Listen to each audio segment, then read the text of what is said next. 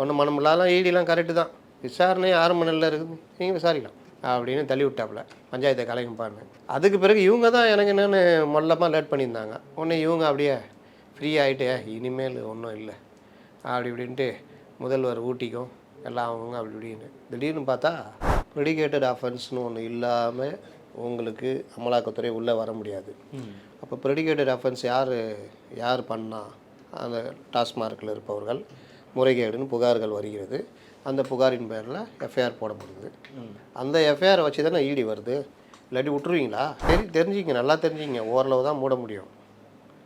இதை போடு, அதை போடு, இதை பண்ணாத, அதை பண்ணாதன்னு மெயின் ஸ்ட்ரீம் மீடியா கேட்பான் பயந்துக்கிட்டு. இவனுக்கு என்ன இருக்குது, யூடியூப்பில் உங்கள் ஆதரவு யூடியூப்புகளுக்கெல்லாம் இந்த மாதிரி சமயத்தில் போய் உங்களுக்கு முட்டு கொடுக்க மாட்டான். எவனா வாய் திறக்கிறானா? இன்னும் சில பேர் கைதே செய்யப்படுவார்னு அவனை நம்மளாம் கூட சொல்ல. ஈடி சொல்லட்டும்பா, ஈடி அறிக்கை ப்ரெஸ் ரிலீஸ் வரும்பொழுது அதில் இருக்கிறத வச்சு நம்ம பேசலாம், இவ்வளோதான். ஆனால் நீ ஏன்பா முந்தின்னு சொல்கிற?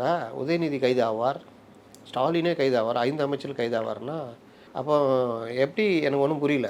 எல்லா விஷயத்தையும் நீங்கள் டைவர்ட் பாலிசி எடுக்க முடியாது.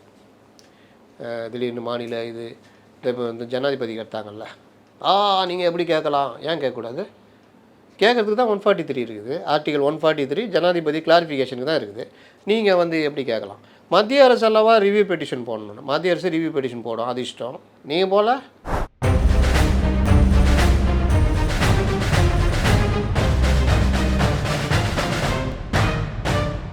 ரெட்ரோலுக்ஸ் நெஞ்சங்களுக்கு வணக்கம். நான் உங்கள் கார்த்திக். இன்றைய பொலிட்டிக்கல் பல்ஸ் நிகழ்ச்சியில் நம்முடைய இணைந்திருப்பவர் மூத்த பத்திரிகையாளர் திரு அப்துல் முத்தலீஃப் அவர்கள். வணக்கம் சார். வணக்கம்.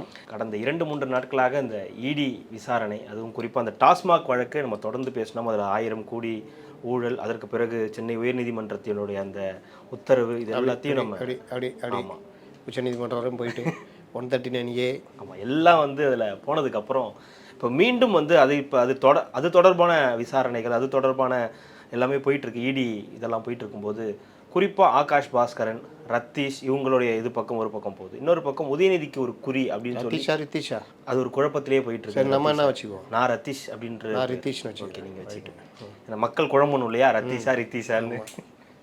இது ஒரு பக்கம் போயிட்டு இருக்கும்போது இன்னொரு பக்கம் மெயின் ஸ்ட்ரீம் மீடியாவே உதயநிதிக்கு குறி அப்படின்னு சொல்லி அவங்க ஒரு பக்கம் பேச ஆரம்பிச்சிருக்காங்க. இன்றைய தினம் விமான நிலையங்களில் போய் இடி எங்கே போயிருக்காங்கன்ற விசாரணை மேற்கொண்டுகிட்டு இருக்காங்க. என்ன நடந்துகிட்டு இருக்கு, இது அடுத்த கட்டமாக எங்கே நகரப்போகுது அப்படின்ற பல கேள்விகள் இருக்குது.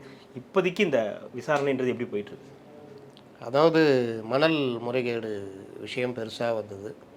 அதில் அதுக்கு முன்னாடி செந்தில் பாலாஜி முடிஞ்சோன்னா மணல், அப்புறம் டிஎம்கே ஃபைல்ஸு, இந்த மாதிரி ஒவ்வொரு விஷயத்தையும் எல்லாமே இது நம்ம திராவிட மாடல் அரசுக்கு எதிராக அப்படின்ட்டு என்னென்னமோ பண்ணாங்க. இந்த டாஸ்மார்க் வரும்பொழுதும் இதை டைவர்ட் பண்ணுறதுக்கு டீலிமிட்டேஷன் அது இதுன்னு பல இதை கொண்டு உருட்டினாங்க. இப்போ இந்த 2-3 நாளாக என்ன ஒன்றும் உருட்ட முடியல. அது பதிலாக தென்மேற்கு பருவக்காற்றை முதலமைச்சரே ஆய்வு பண்ணுறாரு.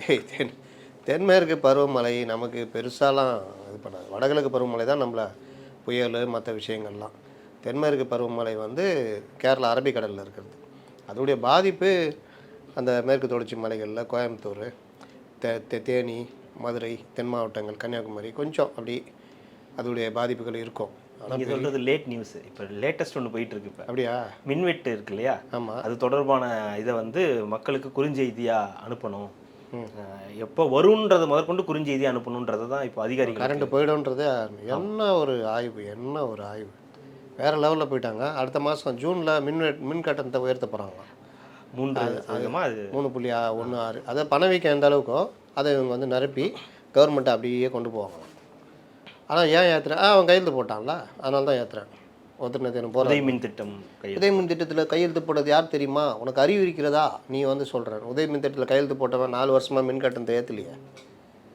நீங்களே பேத்தினுக்கிற 4 வருஷமாக தொடர்ந்து ஒவ்வொரு ஆண்டும். அப்போ இது வரப்போகுதுன்னு ஒரு இது இன்றைக்கி டிடிவி தினகரன் அறிக்கை விட்டுருக்காரு. இன்னும் அதிமுகவினர் கண்களில் படவில்லை. அவங்க எப்போவுமே கொஞ்சம் லேட்டு தானே, அதனால் இருங்க பாய் பாயிண்ட் வரட்டுன்னு உட்காந்துருப்பாங்க. அதனால் இது இப்படி போகும்போது டாஸ்மார்க்கு ரைடு, அதுக்கப்புறம் அந்த ப்ரெஸ் நோட்டு. டாஸ்மார்க் ரைடே தவறு. ரைடு வரணுன்னா எங்கள்கிட்ட சொல்லிட்டு வரணும். நீதிபதியில் சிரிச்சிட்டாங்க. என்ன நீங்கள் கேட்குற ஓரளவுக்கு அந்த அளவுக்கு சட்டம் ஞானம் உள்ளவர்கள் வழக்கு போட்டாங்க. அப்புறம் 139A நீங்கள் கிளப் பண்ணணும் எல்லாத்தையுமே. அதாவது இடி மேலே எல்லா மாவட்டங்களும் இதே மாதிரி நேர்மையாளர்கள் மேலே பாய்ந்து அநியாயம் பண்ணுறாங்க. இது மாதிரி இருக்கிற வழக்குகள் எல்லாம் ஒன்றிணைத்து இடி வழக்கையும் இங்கே எங்கள்கிட்ட பண்ணிகிட்டு இருக்காங்க. அதையும் ஒன்றிணைத்து ஐயா நீங்களே பார்த்துக்கிட்டீங்க வச்சுக்கிங்க, நாங்கள் வந்து இதாக இருப்போம். நாங்கள் இதெல்லாம் அதில் ஒன்றுமே இல்லையே, அந்த மாதிரிலாம் இல்லை, அங்கே விசாரிக்கிறாங்கல்ல அங்கே போங்க அப்படின்ட்டாங்க. இங்கே பார்த்தா வந்தால் நம்ம ஆள் இதுக்குன்னே பிறந்தவர் இங்கே மாட்டிக்கினாங்க. என்ன ஒன்றும் இல்லையா? இல்லைங்க ஐயா பயங்கரமாக துன்புறுத்துனாங்க, நீங்களாம் பண்ண மாட்டீங்களோ? நீங்களாம் ரைடு போனால் அப்படியே ஒரு தப்பாக ரைடு அப்படின்ட்டு வருவீங்களோ? நீங்களாம் எடுத்துக்க மாட்டீங்களா அப்படின்றது ஒன்றும் மனமில்லாதான். ஈடிலாம் கரெக்டு தான், விசாரணை ஆரம்ப நிலையில் இருக்குது, நீங்கள் விசாரிக்கலாம் அப்படின்னு தள்ளி விட்டாப்புல பஞ்சாயத்தை கலைக்கும்பான்னு. அதுக்கு பிறகு இவங்க தான் எனக்கு என்னென்னு மொல்லமாக லேட் பண்ணியிருந்தாங்க. உடனே இவங்க அப்படியே ஃப்ரீ ஆகிட்டு இனிமேல் ஒன்றும் இல்லை அப்படி இப்படின்ட்டு முதல்வர் ஊட்டிக்கும் எல்லாம் அவங்க அப்படி இப்படின்னு திடீர்னு பார்த்தா விசாகனது வீட்டில் ரைடு தூக்கிட்டாங்க. அவர் யாருன்னு இது வரைக்கும் யாருக்கும் தெரியாது. இப்போ ஒரு 3 நாளாக அவர் தான் பேசுபொருள். ஆமாம், அவர் பேசுபொருள் அவர் தெரிய வச்சுட்டாங்க. இன்னார் தான் விசாகன் அப்படின்றத தெரிய வச்சு. இது வரைக்கும் விசாகன் பெருசாக யாருக்கும் தெரியாது. ஏன்னா பல வேறு சில ஐஏஎஸ் தான் தெரியும். நீங்கள் இவரை வச்சு செய்கிறாங்க, கூப்பிட்டு வராங்க. போர் அடிக்கும்ல சார், ஒரு நாள் ஃபுல்லாக உள்ளேக்கிறேன், அப்படியா வாங்க போகலாம், நுங்கம்பாக்கம் வரைக்கும் போயிட்டு வரலான்ட்டு நுங்கம்பாக்கம் ஆஃபீஸ் கூப்பிட்டு போகிறாங்க.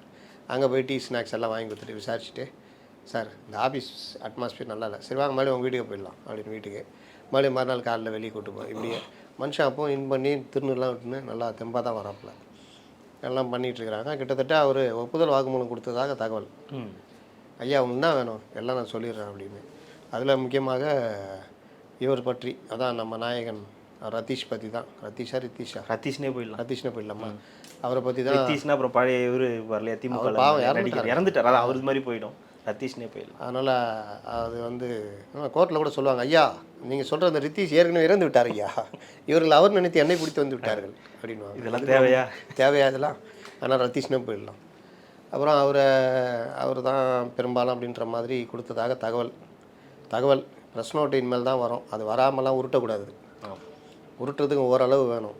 நமக்கு வந்த தகவல் அந்த பார்க்குறவங்க, அந்த பீட்டு பார்க்குறவங்க அவங்கள்ட்டலாம் விசாரித்த வழியில் அவங்க அங்கே அதிகாரிகள்லாம் பேசுவாங்கல்ல, பக்கத்துலேயே உட்காந்து பார்த்த மாதிரிலாம் சொல்லக்கூடாது. அதுவும் இல்லாதவங்கள எனக்கு ஒருத்தர் பிடிக்காதுன்னா அவரையும் சேர்த்து இவரையும் விசாரிப்பார்கள் அப்படின்றதெல்லாம் வந்து விசாரிக்கிறாங்கன்னு சொல்லிட்டு போவோம். உதயநிதி பேரே சொல்லிட்டாராமே, அப்படிலாம் சொன்னதாக தகவல் இல்லை. உதயநிதி பேரை சொன்னதாக தகவல் இல்லை. அதை தான் சொல்கிறேன். உதயநிதியிடம் இவ்வளோ நாளாக உதயநிதிக்கு பயந்துக்கிட்டு ஐயோ அப்படி இப்படின்னவங்களாம் இன்றைக்கி ஆதரவு சொம்புகளே சொல்கிறாங்க உதயநிதி கைது செய்யப்படலாம், முதல்வர் கைது செய்யப்படலாம், 5 அமைச்சர்கள் கூட உள்ளே போகலாம், ஆனாலும் திமுக தேர்தலை சந்திக்கும். சொன்னாங்களா அவன்கிட்ட வந்து ஏன் தேவையில்லாமல் சொல்கிறேன், இவ்வளோ நாளாக அப்படி தட்டி இருந்தால் இன்றைக்கி வந்து நான் மாற்றி தட்டுறீங்களேன்ற எதுவும் இருக்குது. அதனால் என்ன இருக்கோ அதை சொல்கிறது தான் மக்களுக்கு போய் சேரணும். இவர் வீட்டில் ரைடு, இன்னைக்கு காலைல ஏதோ சபரீசன் வீட்டில் ரைடுன்னு கிளப்பி விட்டாங்க போல். ஆமாம், அதுவும் தனியாக கிளப்பி விட்டா அது வேறு ஓடிட்டு இருந்தது. அப்படி வந்தால் சொல்லலாம், அது தப்பு இல்லை. அதனால் வர்றதுக்கு முன்னாடியே நான் தான் சொன்னேன் மொத அப்படின்றதுனால இது பண்ணுறது. அதனால் அது இல்லை. இதனால் கிட்டத்தட்ட அவர் சொன்னதாக தகவல். யார் விசாகன் அவர்கள் பல விஷயம் இல்லை அவர் பல விஷயங்கள் என்னென்ன செஞ்சோம், எப்படி பண்ணோம், யார் ஆர்டர் பேரில் நாங்கள் செஞ்சோம் அப்படின்னு அதில் ரத்தீஷ் பேரை சொன்னதாக தகவல். அதற்கு ஏற்றார் போல் அவரும் இவங்க போகும்போது எஸ்கேப் ஆகிட்டார், துபாய் போயிட்டாருனாங்க. துபாயிலேருந்து லண்டன் போயிட்டதாக ஒரு தகவல் ஓடுது. ரத்தீஷ் யார் சார்? ஏன்னா ஒரு பெரிய ரத்தீஷ் வந்து இவர் வேளச்சேரியில் ஸ்டாலின் இருந்தப்போ எதிர் வீட்டில் இருந்த ஒரு ஃபேமிலி. அவருடைய அண்ணன் ஒரு ஐபிஎஸ் ஆஃபீஸர். 2 பேருமே அப்போ சின்ன வயசுலேருந்தே குடும்பமாக அங்கிள்னு கூப்பிட்ற அளவுக்கு ஸ்டாலின் கூட அவங்க ஃபேமிலியோட பழக்கம். உதயநிதியோட ரொம்ப க்ளோஸு, கிரிக்கெட்லாம் விளையாடி நண்பர்கள் அப்படின்றாங்க. அதில் வந்து அவர் அடுத்த கட்டமாக இப்படியே அந்த நட்பு வளர்ந்து அவர் ஐபிஎஸ் முடிச்சுட்டு அவர் டெப்டேஷனில் போயிட்டார், ஆர்ஏடபிள்யூ போனார், மறுபடியும் டெல்லியில் அந்த டெப்டேஷனில் இருக்கார். இவர் இந்த சைடு ஆட்சி வந்தோன்னா அதிகார மையமாக மாறி, இவரை சுற்றி ஒரு அதிகார மையம் இருக்குல்ல, அந்த அதிகார மையத்தில் இவர் ஒரு பிரதான அதிகார மையமாக மாறி எல்லா வகையான ட்ரான்ஸ்ஃபரு மற்ற விஷயங்கள் கான்ட்ராக்டு அது இதெல்லாம் இவர் தான் அப்படின்ற அளவுக்கு அந்த காலத்துலேருந்தே இவர் பேர் அடிபட்டுருக்கு 5 வருஷமாகவே. ஆனால் எங்கேயும் அவர் இதில் பிரதானமாக நம்ம இவர் கூட புலம்புனார் பாருங்க, மாரிதாஸ். ஆமாம், எங்கே போனாலும் எடுக்கவே முடியல, பேங்க் டீட்டெயில் எந்த டீட்டெயிலும் எடுக்க முடியலன்னு. அப்போ அவங்களுக்குலாம் யார் டீட்டெயில் எடுத்து தருவா? ஐபி மற்றவர்கள் எடுத்து தருவாங்க. அவங்களால எடுக்க முடியலன்னா அப்போ எந்த அளவுக்கு இவர் உஷாராக இருக்காருன்னு. அப்படிப்பட்டவர் இந்த விவகாரத்தில் நேரடியாக இது பண்ணுது. இன்னொருவர் சினிமா துறையில் இருக்கிறாரு. நீங்கள் நல்லா பாருங்கள், அமலாக்கத்துறை எனக்கு என்னன்னு யாரையும் போய் எடுக்கவே மாட்டாங்க. ஒரு வழக்கு இருந்தால் தான் அவங்களால வரவே முடியும். அந்த வழக்கு இருக்கும்போதே அநியாயம், அக்கிரமம், இந்த மாதிரி கொடுஞ்செயல் இப்படி பண்ணலாமா? அவர் பாட்டில் ஆஃபீஸ் போயிட்டு வரார், விசாகன் பாட்டில் ஆஃபீஸ் போயிட்டு வரார். முத்துசாமியை பாருங்கள், எவ்வளோ நல்ல மனுஷன், அந்த காலத்துலேருந்தே நல்லவன் பேர். ஆமாயா, அவர் எதுவும் கிடையாது, அவர் தான் அந்த காலத்தில் நல்லவன் பேர் வாங்கினவர். இந்த காலத்துலேயே அவர் எதுவும் கிடையாது. இப்போ அவரை பாருங்கள், இவரை பாருங்கள். இது வந்து முத்துசாமியே இல்லை, இப்போ அதில் அவர்லாம் வரல, அவர் விசாரணைக்குள்ளே முத்துசாமி இவரெல்லாம் வரல. துறை அமைச்சர்ன்ற முறையில் கேட்டால் ஏபா நான் வந்தேன் இதை பண்ணேன், அவள் தான் வேறு இருந்ததே ஒரு வருஷம். அவனுக்கு தெரியும். அப்போது இந்த இதை இன்னொரு ரூட் விட்றாங்க. அதிமுக காலத்துலேருந்து இதெல்லாம் அதிமுக காலத்துக்கு தான் விசாரிக்கிறாங்க அப்படின்னு. அதிமுக காலம் தான் விசாரிக்கிறாங்கன்னா ரத்தீஷும் பாஸ்கரனும் எதுக்கு வராங்க? அதிமுக காலத்துலேயும் போறப்பட்ட வழக்குகள் இருக்குது. அவங்க லைட்டாக சவரை பேத்தாங்கன்னா நீங்கள் குத்தி பழமை போட்டீங்க, பெரிய தொலையை, அதான் பிரச்சனை. அப்போ ஒரு பணம் ஜென்ரேட் ஆகுது. அந்த பணம் மணி லாண்ட்ரி மூலியமாக நல்ல பணமாக ஒயிட் மணியாக மாற்றப்படுவதற்கான வேறுபாடுகள் அது எப்படி வேணா இருக்கலாம். சினிமாவில் போய் ஃபெயிலியர் பிக்சர் எடுத்து ஆகா ஓடிச்சு 400 கிளப் இப்போ தான் வர்றாங்களே இன்ஃப்ளூயன்சர்லாம், 100 கிளப் 400 கிளப் அப்படின்ட்டா 400 கிளப்பு ஆகிடும். 400 crore கிளப்பு. இது எங்கடா நான் கூட பார்க்கல தேட்டரில். போடா நீ வேறு. அவன் எழுதிக்கிறான் பார்த்தியா? அவன் எழுதுனானா தப்பே இருக்காதுடா. அவன் வந்து ட்விட்டரில் பெரிய ஆள். அவனே சொல்லிட்டான் 300 கோடின்ட்டு அப்படின்னு. இப்படி பண்ணி தான் ஒரு படமும் ஓடாத படம்லாம் ஓடின மாதிரி தேட்டர் அதிபர்களே வந்து பேட்டி கொடுத்ததெல்லாம் நான் பார்த்தேன். அவங்களே மேடை ஏறி எனக்கு 9 கோடி ரூபாய் லாபம், நான் வந்து இது எனக்கு 6 கோடி ரூபாய் லாபம், எனக்கு இப்படிலாம் உருட்டுனாங்க. இருக்கா? நான் வாழ்க்கையில் பார்த்ததில்ல. ஒருத்தரும் சொல்ல மாட்டாங்களா? வாழ்க்கையில் நான் பார்த்ததில்லைங்க. ஒரு விழாவில் ஏறி சொல்கிறாங்க, அது ஒரு விழா. ஓடின காலத்திலே யாரும் சொன்னதில்லை. ஏங்க யாரும் எப்படி போயிட்டாங்க. பட்டம்லாம் கொளிச்சு அள்ளி தெளிச்சிருக்குது. அப்புறம் ஒரு ஃபெயிலியர் படம் எடுப்பாங்க. ஏன்னா இதை அங்கே போட்டு வெயிட் ஆகிறதுக்கு. அந்த படம் நல்லா ஓடிச்சுங்க. அதுவும் இது ஓடுற மாதிரி அதுவும் ஓடிச்சுன்னு நான் யோசிப்பேன். செம்மையாக ஓடிச்சு இந்த நிறுவனம் எடுத்த படம். அடுத்த படம் என்ன இப்படி பாவம் அவங்க அப்படின்னு அப்போல்லாம் தெரியாது. அப்போ புரியல, இப்போ புரியுது. அதனால் அது ஸ்கூல் படிக்கிற காலம். அப்போ தான் இதெல்லாம் இவ்வளோ விஷயம் இருக்குது போல் அப்படின்னு. இன்னும் அது மாதிரி ஒரு இது. அப்போது இந்த பணம் எங்கே ஜென்ரேட் ஆச்சு, எப்படிலாம் ஜென்ரேட் ஆகிருக்கு, எப்படியெல்லாம் முதலீடு செய்யப்பட்டது, முதலீடில் யார் முன்னிலை நின்றார்கள், யார் ஆதாயம் அடைந்தார்கள் அப்படின்றப்போ இடியுடைய ஆக்டோபஸ் கரங்கள் போகிறது. அது போகவே கூடாதுன்னு இவங்க வந்து சொல்லிட்டு இருக்காங்க. இல்லை, பல விஷயங்கள் அவங்க மெயின் ஸ்ட்ரீம் மீடியாலேயோ வரும்போதே தெரியும். இதெல்லாம் கிழிக்கப்பட்டிருக்கு. வாட்ஸ்அப் சேட்டுகள்லாம் கிழிக்கப்பட்டு பின்னாடி அது என்னமோ எனக்கு குழந்தைத்தனமாக இருக்குங்க. ஏங்க எவனாவது போய் வாட்ஸ்அப்பு சேட்டை எடுத்துக்கிட்டு அது பிரிண்ட் அவுட்டே எடுத்துடலாமாங்க, இதுலேயே சேவ் பண்ணிடலாம். அது ஒரு இதுவாக அன்பு யாரும் பூமரங்கள் தாங்க அந்த மாதிரி எடுப்பாங்க. அதாவது கம்ப்யூட்டர் வந்தப்போ கம்ப்யூட்டர்லேயும் போட்டு இது பண்ணிட்டு நோட்லேயும் எழுதி வச்சுக்குவாங்க. பார்த்துறீங்களா? அது பூமர்த்தனம். எதுக்கிட்ட அது வந்துக்குது? இங்கே இந்த வேலையை குறைக்குதுன்னு அது வந்துருக்கு. Paperless work. நீங்கள் இப்போ கல்வித்துறையில் பேப்பர்லெஸ் ஒர்க்குன்னு சொல்லிட்டு கொண்டு வந்துட்டு பேப்பருக்காக செலவு பண்ணாங்களாம். அவ்வளோ செலவு நம்ம கவர்மெண்ட்டில். இந்த மாதிரி அதெல்லாம் பூமர்த்தனம். இன்னொரு பக்கம் அமௌண்ட் ஏதாவது காலி பண்ணணும்ல, இவ்வளோ ஒதுக்கிட்டாங்க. அந்த பணத்தை எப்படி கணக்கு எழுதுறது? ஏதாவது காலி பண்ணி எழுதுனா தானே உண்டு. அந்த மாதிரி அப்போது அவர் இந்த மாதிரி விஷயங்களில் இவர்கள் அந்த வாட்ஸ்அப் சாட் இருக்கு, அதை வந்து ஈஸியாக எடுத்து சேவ் பண்ணி வச்சுக்கலாம். எங்கே வேணால் சேவ் பண்ணலாம். கண்ணுக்கு தெரியாத க்ளவுடில் கூட சேவ் பண்ணலாம். ஆனால் இவர் வந்து அதை ஒரு பிரிண்ட் அவுட் எடுத்து பெரிய பிரிண்ட் அவுட்டு எடுத்து பண்ணி அதை ரைடு வந்தோடனே பின்வாசல் வழியாக கிழிச்சு போட்டான். ஏன் அதை கிழிச்சு பாத்ரூமில் போட்டு ஃப்ளஷ் பண்ண முடியாதா? இல்லை கொளுத்த முடியாதா? கொளுத்தி அந்த சாம்பில் கரைக்க முடியாதா? கங்கையிலலாம் போய் கரைக்கிறீங்களா? அந்த மாதிரி ஃப்ளஷில் கரைக்கலாமே. இவங்கள்ட்ட இந்த மிஷின்லாம் இருக்கும்ல, இவங்களாம் எவ்வளோ பெரிய ஆளுங்க. போட்டால் நொடியில் அப்படியே கபலிகரம் இருக்கும்ல அந்த மிஷினு, அதெல்லாம் இருக்கும்ல. அப்போ தெரியுதா இது ஏதோ செட்டப் யாரையாவது மாட்டி வைக்கிறதுக்கு, இல்லை யாராவது செட் பண்ணியிருப்பாங்க ஏதோ. சரி, அது நமக்கு தேவையில்லை. இதையும் செய்தி ஆக்கிக்கிட்டு கேமரா கொண்டு போய் காமிச்சிக்கிட்டு அதுலேயும் சில பேர் அஜிவாலி கேட்குறாங்க, ஈடி எந்த காலத்தில் கேமராவை கூட்டி சென்றது, எந்த காலத்தில் கூட்டி சென்றது? கிடையாது. ரைடு போனோன்னு தெரிஞ்சவொன்னே அவர் வீடு எங்கே இருக்குது, அவர் வீடு எங்கே இருக்குன்னு யாருக்கும் தெரியாதான். தெரியாத பட்சத்தில் எப்படி அங்கே கேமரா சென்டர் விசாரிச்சுட்டு போயிட்டாங்க. இதுனா பெரிய மேட்டரா? ரிப்போர்ட்டிங் சைடில் இருந்தால் தெரியும். நான் இப்போ கேட்பேன் எங்கேயா இருக்குதுன்னு கேட்பேன், எங்கே இருக்குதுன்னு கேட்பேன். அங்கே ரைடு எங்கே எந்த அடையா முன்னையாவது இங்கே வந்துருங்க, இங்கேருந்து இப்படி வாங்கண்ணா, இப்போ லொக்கேஷன் போடியா, லொக்கேஷன் போட்டால் சல்லுன்னு இப்போ அங்கே இறங்கிடலாம். ஒருத்தனுக்கு தெரிஞ்சால் போதாதா ரிப்போர்ட்டருக்கு? ஏன்னப்பா அந்த தலைமுறையா ரைட்டு, எங்கே இருக்கேன் இங்கே இருக்கேன், எனக்கு அம்பளை லொக்கேஷன் போடா, இவங்க கிளம்பிடுவான், அவங்க கிளம்பும் எல்லாருமே அப்படியே கிளம்பிடுவாங்க. அதுவும் ரிப்போர்ட்டர்ஸ் குரூப் இருக்குது. ரைடு விசாகன் வீடு எங்கே அப்படின்னு கேட்டால் அட்ரஸ் கொடுத்துட போகிறாங்க, இல்லை ஒரு அதிகாரி கேட்டால் கொடுக்க போகிறாங்க. இதெல்லாம் ஒரு பெரிய விஷயமா? இது எப்படி போனார்கள் அங்கே கேமராவோ, அந்த இடத்தில் கேமராவோடு எப்படி இருந்தாருன்னா, அவன் வேலை அதானே, காலையில் ரைடு நடக்குது, இது எடுக்கிறது ஒரு 10 மணி அப்படி இருக்கும். 6 மணி 7 மணி ரைடுனா கொஞ்சம் நேரத்தில் தகவல் வந்துடும். காலைல இருக்கிற யூனிட்டு போயிடும், இல்லை கேமராமேனே அனுப்பிச்சி விட்றேன். அப்புறம் கேமராமேன் அனுப்பிச்சு பேசிக்கிட்டு இருக்கிறான். அங்கே நீங்கள் பார்த்தீர்கள் என்றால் அந்த எடுத்திருக்கிறார்கள் அந்த இது வாட்ஸ்அப் சாட், அது வந்து பச்சை கலரிலும் சிகப்பு கலரிலும் இருக்கிறது. அதை இப்பொழுது அமலாக்கத்துறை அதிகாரிகள் எடுத்துக்கொண்டிருக்கிறார்கள். சரி கூடியே இருந்து சொல்லுங்கிறான்னு பார்த்தா அவன் ஸ்டுடியோவில் உட்காந்து சொல்லுங்கிறான். அதை பார்த்துட்டு இந்த உருட்டுலாம் உருட்டுவாங்க. அப்போ கேமராமேனே அனுப்பிச்சி விட்ருவாங்களா? அந்த வசதிலாம் நீங்கள் நம்மள்ட்ட இருக்குது. இதை போய் ஒரு பெரிய கேள்வியாக கேட்டதுலாம் இல்லை. நமக்கு பிரதானமாக தேவை ஈடி, ஒரு பாயிண்ட்டு டாஸ்மார்க். இல்லை இதில் இங்கே முக்கியமானது, நம்ம ஆரம்பத்துலேருந்து இந்த இதை பற்றி பேசிக்கிட்டு இருக்கோம். முதன்மை குடும்பம் இதை வந்து சம்மந்தப்படுத்துறதுக்கு முயற்சி பண்ணுறாங்க அப்படின்ற ஒரு பக்கம் அரசியலாகவும் பேசப்படுது. இன்னொரு பக்கம் அவங்களுக்கு சம்பந்தம் இருக்குன்னும் ஒரு பக்கம் பேசப்படுது. இதை எப்படி பார்க்கலாம்? இது சாதாரணமாக ஆரம்பித்து இப்போ ஒரு பெரிய பூதாகாரமாக இந்த வழக்கு வந்து போயிட்டுருக்கு அப்படின்னே நம்ம பார்க்கலாமா? சரி, நான் கேட்குறேன், இது பதில் சொல்லுங்கள். முதன்மை குடும்பம் சம்மந்தப்படுத்த முயற்சிக்கிறார்கள், முதன்மை குடும்பம் சம்மந்தப்பட்டிருக்குதா? இது யார் கீழே வருது? மதுவிலக்கு இது ஆயத்தீர்வை, அதுக்கு ஒரு மினிஸ்ட்ரு. இந்த மாதிரி நடக்குது. ஏன் அரசும் டாஸ்மார்க்கும் உச்சநீதிமன்றம் உயர்நீதிமன்றம் போய் ரைடு தப்புன்னு போகுது? கரெக்டாக நீங்கள் கரெக்டாக இருக்கீங்களா, எடுத்து பண்ணிட்டு போகிறோம்.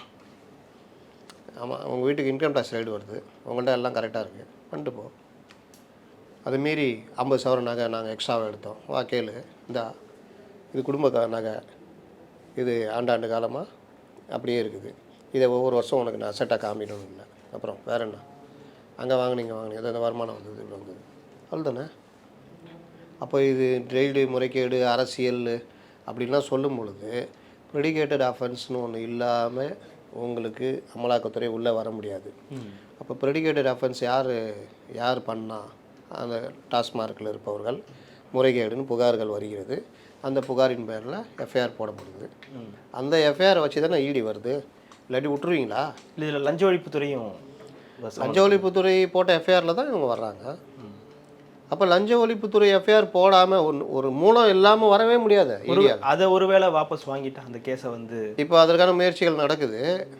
வாபஸ் வாங்கிட்டா அப்படின்னு நம்ம வாபஸ்லாம் வாங்க முடியாது. புகார்தாரர் தானே வாபஸ் வாங்கலாம்.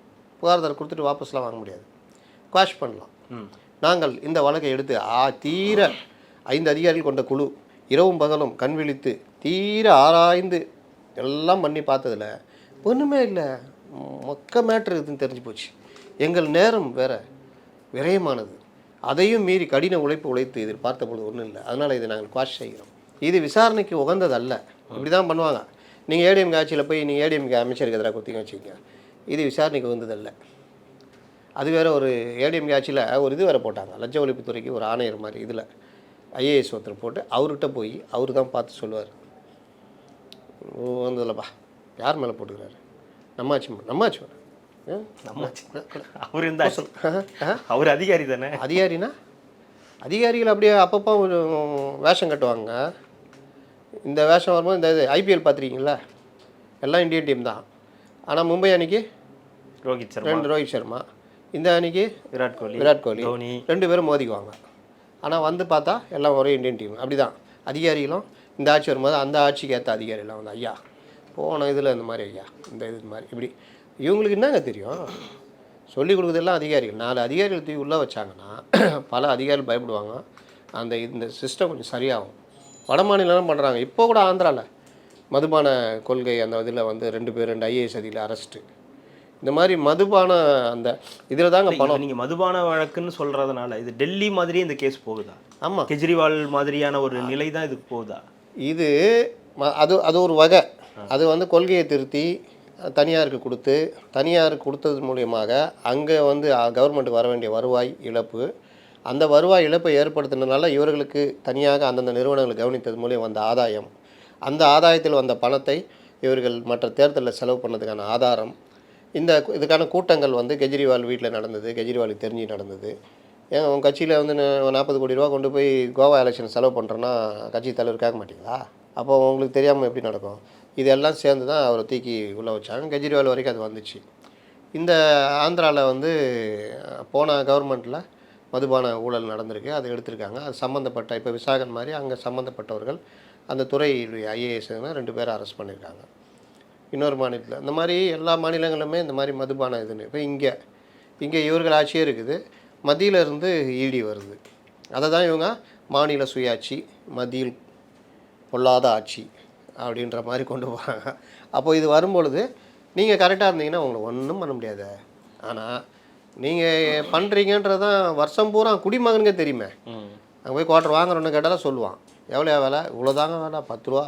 முன்னெல்லாம் 10 ரூபா வாங்கியிருந்தாங்க, இப்போ 20 ரூபா. இது எல்லாத்துக்கும் ஒரு பொதுவான காரணம் அந்த 10 ரூபா தான் அப்படின்னும் போது அது எங்கேயுமே நிறுத்த முடியலையா? அது பல இடங்கள்ல இருந்து அது ஒரு பெரிய பிரச்சனையாகவும் பெரிய குற்றச்சாட்டாகவும் அப்படின்னு மாறும்போது அது ஏற்கனவே விலைகள்லாம் ஏற்றப்பட்டு தான் இருக்குது. வருடாவரம் அதுக்கான விலைகள் ஏற்றப்பட்டுக்கிட்டே இருக்குது அப்படின்னும் போது அந்த 10 ரூபா பெரிய பிரச்சனையாக இருக்குன்றது அரசுக்கு பெரிய இதுவாக தெரியலையா?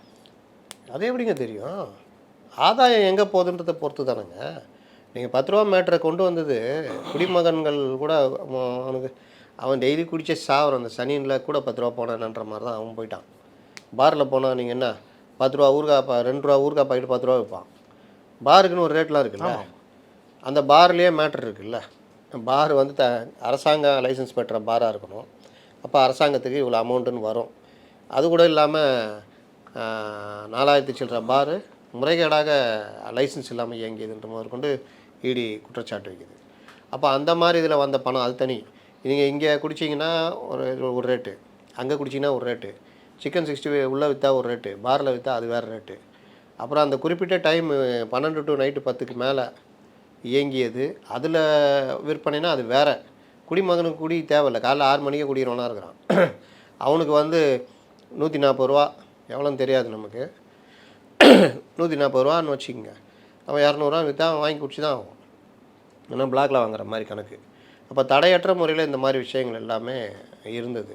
அப்போ இதெல்லாம் மீறி பாட்டிலுக்கு 10 ரூபா எக்ஸ்ட்ரான்றது ஊழியர்கள் நிர்பந்திக்கப்பட்டார்கள்னு தொழிற்சங்கமே போராட்டம் நடத்துச்சு. எங்களை நிர்பந்திக்கிறாங்க. அது சில இடங்களில் வாங்கி கொடுத்துருவான், அவனும் பாக்கெட்டில் போட்டுக்குவான், மேலேயும் கட்டிடுவான். வாங்க இஷ்டம் இல்லாதவன் டெய்லி ஒருத்தவன் கொடுப்பான், ஒருத்தன் திட்டுவான்ல, அவன் கட்டிங்கில் பாதி கட்டிங்லாம் இருக்குதுல்ல, கட்டிங்கு மினி கட்டிங்லாம் இருக்குது. அவன் போய் என்னைக்காவது துட்டு கட்சி எக்ஸ்ட்ரா கட்சி ஒரு குவார்ட்டர் வாங்கி இதை ஒரு 3 நாளைக்கு வச்சுக்கலான்னு நினச்சிட்டு போய் வாங்கினான். 10 ரூபா எக்ஸ்ட்ரா கட்ட அவனுக்கு எப்படி இருக்கும்? கொலை காண்டாகும். கொலை பண்ண கூட தயங்க மாட்டான். அப்போ அவன் திட்டுவான், சண்டை போடுவான். ஒருத்தன் ஆரம்பித்தா 10 பேர் ஆரம்பிச்சிடுவானுங்க. இவங்க எல்லாரையும் சமாளிக்கணும்.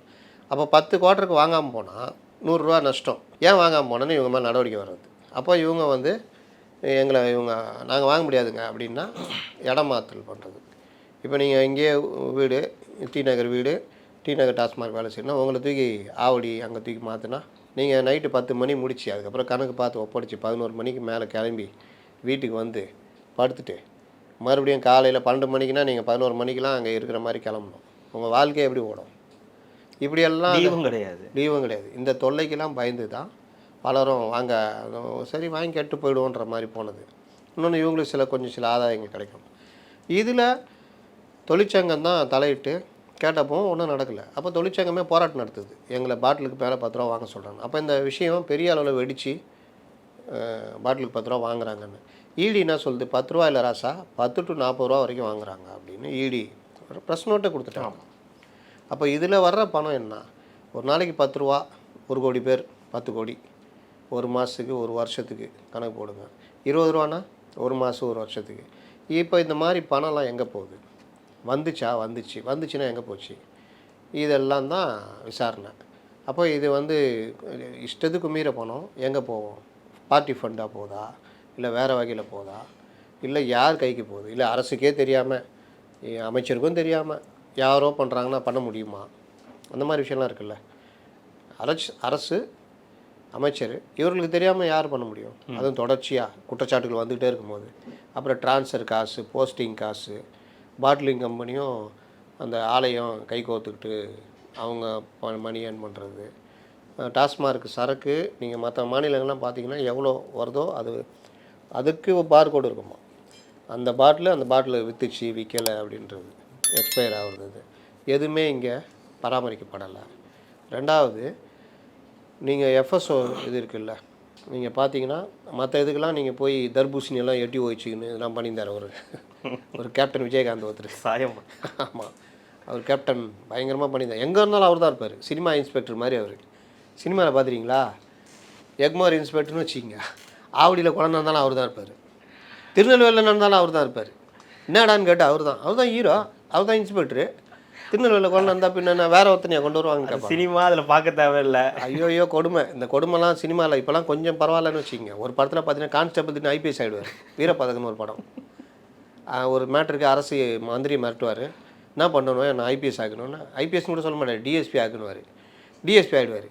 டிஎஸ்பி சத்யராஜ். டிஎஸ்பி ஆனோடனே மார்க்கெட்டை வந்து அடிச்சு நொறுக்குவார். அவருடைய ஷோல்டர் பேட்ச் பார்த்தா ஏடிஜிபி இது போட்டிருப்பார்.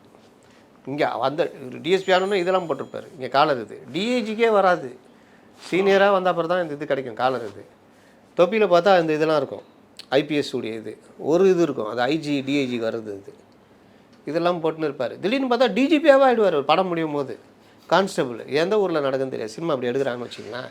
இப்போ அதெல்லாம் இல்லை. அந்த மாதிரி இந்த இன்ஸ்பெக்டர் மாதிரி இந்த எஃப்எஸ்ஓ அதிகாரி எங்கே நடந்தாலும் அவர் தான் இருப்பார். லாஸ்ட்டில் அதீத விளம்பர மோகம் ஆபத்தில் முடிஞ்சது. அந்த எஃப்எஸ்ஓ இது வந்து அந்த மாதிரி ஒரு பொருள் அதனுடைய தரத்தோடு இருக்குதான்னு செக்கிங் வந்து டாஸ்மார்க்கு இருக்கானா இல்லை. அதனால் என்ன ஆகுது, நீங்கள் பார்த்தீங்கன்னா நான் ரொம்ப பேர் பார்க்குறேன், நம்ம பத்திரிகை உலகத்துலேயே பார்க்குறேன், ரொம்ப வருஷம் கழித்து பார்ப்போம்ல, என்னடா அப்படி இருக்கேன்னா ஒன்றும் இல்லைன்னா உடம்பை வந்து குறைக்கிறதுக்காக நான் பண்ணுறேன், நீ குறைக்கிறியா டாஸ்மார்க் குறைச்சதா அந்த மனசுக்குள் நினச்சிக்கிட்டு அப்படியா பார்த்து திடீர்னு ஒரு முதுமை, திடீர்னு ஒரு மாதிரி இது. அதுக்கெல்லாம் காரணம் வந்து நீங்கள் தொடர்ச்சியாக மது அருந்துறதுடைய விளைவு உங்களை வந்து அந்த லிவரை பாதிப்பு, மற்ற பாதிப்புகள்லாம் வந்து சின்ன வயசுலேயே ஒரு முதுமை தோற்றம் அந்த இதெல்லாம் வந்துடுது. அப்போ இந்த மாதிரி விஷயங்கள்லாம் கூட கவனம் செலுத்தலை, குடிமகனை ரொம்ப இதுவாக நடத்துறது. இப்போது மொத்தமாக இந்த விஷயத்தில் மாட்டியிருக்காங்க.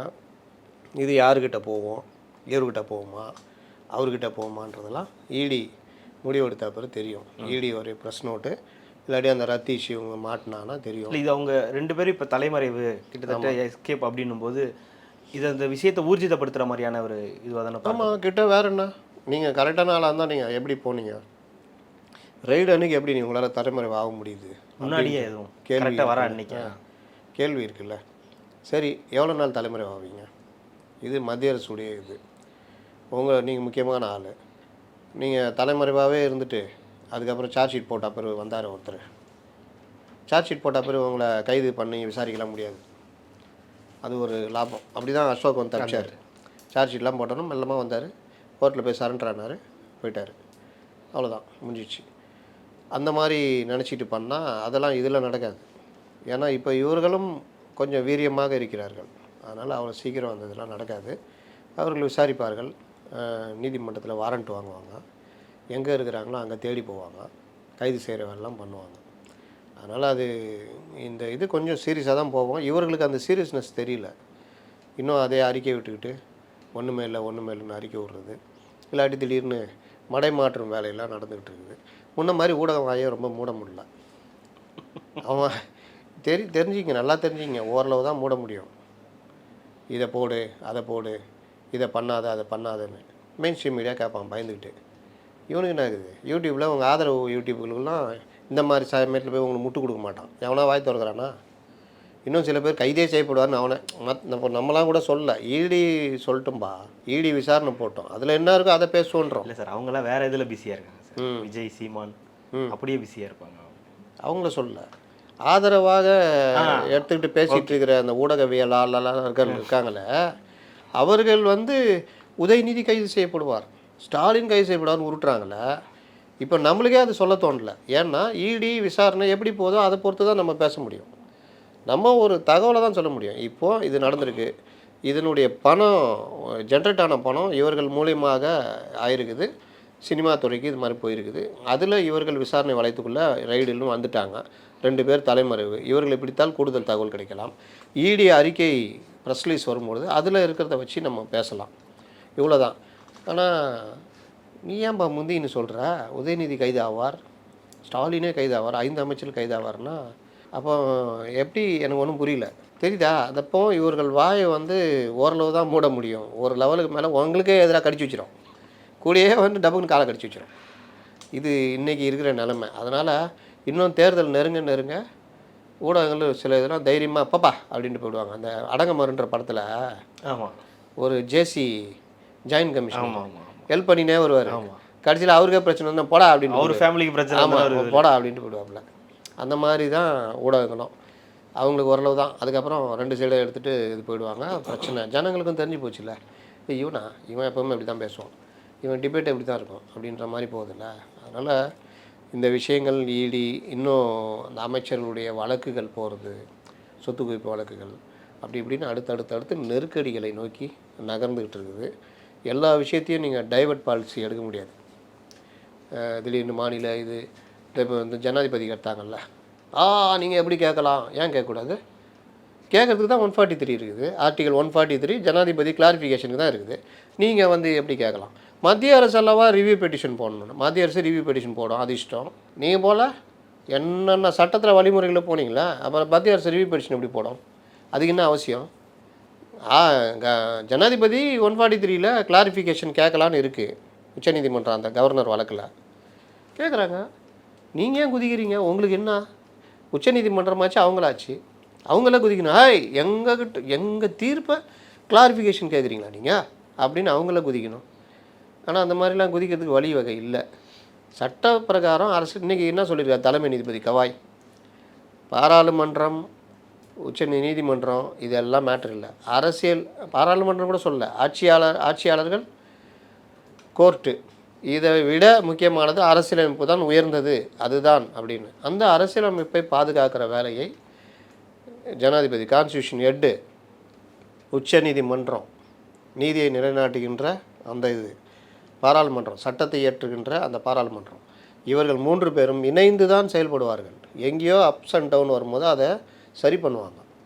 இதற்கு பல உதாரணம் சொல்லலாம். இந்திரா காந்தி 5-6 காலகட்டத்தில் அவங்க ஜெயிச்சு தேர்தலே செல்லாதுன்ட்டாங்க. பேசலாம்ல சப்ஜெக்ட்? பேசலாம். அவங்க ஜெயிச்சதே செல்லாது அப்படின்னு சொல்லிட்டு அலகாபாத் நீதிமன்றம் சொல்லிடுச்சு. 5 வருஷம் ஆட்சி முடிய போகுது. என்ன பண்ணாங்க தெரியுமா?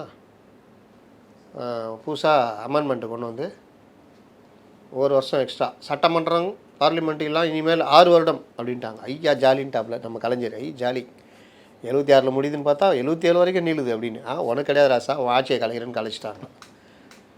அது ஒரு பாட்டு.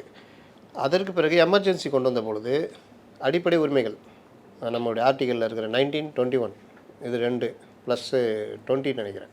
19, 20, 21 இதில் 20 வந்து நீங்கள் உங்களுக்காக சட்ட உரிமைகளை நீங்கள் நியாயப்படி கோர்றது.